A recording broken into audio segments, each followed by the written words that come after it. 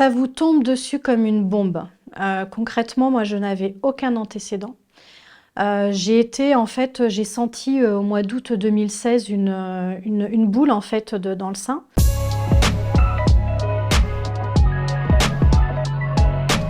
J'ai moi-même été touchée par le cancer du sein à l'aube de mes 37 ans, en octobre 2016. Donc j'ai eu un parcours de soins qui a duré 1 an. J'ai eu donc 18 chimiothérapies, une opération du sein et 35 séances de radiothérapie. J'ai été déclarée en rémission le 21 août 2017 et j'ai repris le travail en janvier 2018. Ça vous tombe dessus comme une bombe. Concrètement, moi, je n'avais aucun antécédent. J'ai senti au mois d'août 2016 une boule en fait dans le sein parce que je m'autopalpais. Mais à aucun moment je me suis dit que c'était un cancer et donc j'en ai pas tout de suite parlé au médecin.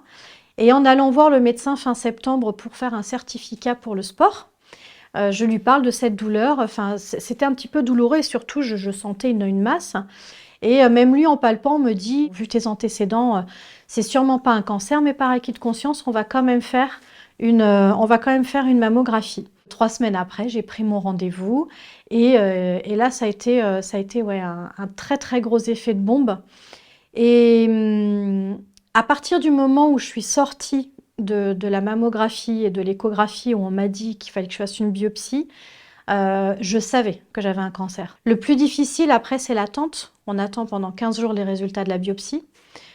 C'est l'attente de se dire, bah, j'en parle pas à mes enfants, j'en parle pas à ma famille, mon conjoint, enfin mon mari était au courant, mais voilà, on garde ça pour nous. En même temps, on est dans une bulle complètement dingue, on se dit c'est pas possible, on dort mal. Enfin voilà, c'est très très compliqué cette attente à gérer.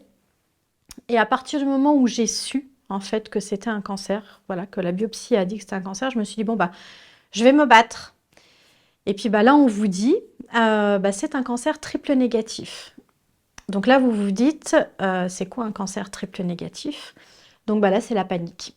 Et là c'est de nouveau la panique encore pendant 15 jours parce qu'on fait tous les examens, les TEP scans, les IRM. Mon cancer était un cancer très agressif mais pris à stade précoce. Donc la tumeur elle faisait quand même 5 cm, mais comme c'est un cancer agressif, c'est normal qu'elle avait déjà beaucoup évolué. Mais elle était en stade 1, donc je m'en suis sortie. Mon objectif, moi, c'était que mes enfants ne se rendent pas compte que j'étais malade. Donc tout au long de mes traitements, j'emmenais mes enfants à l'école le matin, je les récupérais à 16h30 tous les soirs. Je dirais que le plus difficile finalement, c'est après. C'est pas pendant, c'est l'après. L'après, c'est compliqué parce que on finit tous les traitements, on ressort, et puis c'est fini. Je dis bon voilà madame, on se revoit dans 4 mois.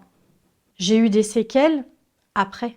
Les douleurs neuropathiques étaient toujours présentes, la peau fragilisée toujours présente. Voilà, enfin moi j'ai eu du coup derrière des soucis, côlon irritable, etc. Enfin voilà, plein de petites choses qui s'en sont suivies. J'ai repris le travail à la banque en mi-temps thérapeutique. Il a fallu que je me reconstruise physiquement et psychiquement. Donc j'ai fait ça pendant 4 ans, mais je m'épanouissais plus. Le cancer vous change toutes vos idées de vie, change votre perception de la vie, ce que vous souhaitez faire, ce que vous ne souhaitez plus faire. Et avec l'épreuve du cancer, je me suis dit que je voulais vraiment faire quelque chose qui me nourrissait moi. Et moi, ce qui me nourrissait, c'était de m'occuper des autres. J'ai décidé de chercher ce que je pouvais faire et un jour j'ai fait un rêve que j'ouvre un institut pour les personnes en soins dans cette boutique. Voilà. Et en me renseignant, je me suis rendu compte que ça n'existait pas. Et de fil en aiguille, ce soir-là, je suis rentrée et j'ai été voir mon CPF et j'ai vu que que je pouvais avoir droit à certaines formations et j'ai décidé de faire une formation sur l'entrepreneuriat. Et ensuite, tout est parti très vite et j'ai créé Cœur de Vie. Moi, j'aurais adoré vraiment avoir un lieu comme Cœur de Vie. Et je pense que ça m'aurait beaucoup aidé pendant et même après. Parce que moi, aujourd'hui, j'accompagne pendant, mais après. Et d'avoir une personne sur qui je pouvais compter sur la moindre chose, sur une question, ça aurait été très très très bien pour moi. Je mets tout mon cœur et toute mon âme dans cette entreprise, mais en fait j'ai vaincu un cancer. Et moi le cancer m'a fait perdre confiance en moi, hein, soyons clairs, hein. Et ben, le fait d'avoir créé Cœur de Vie, finalement je me dis c'est ressortir le positif de tout ça.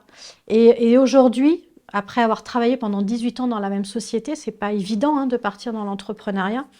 Aujourd'hui, je me dis, mais je suis capable de le faire.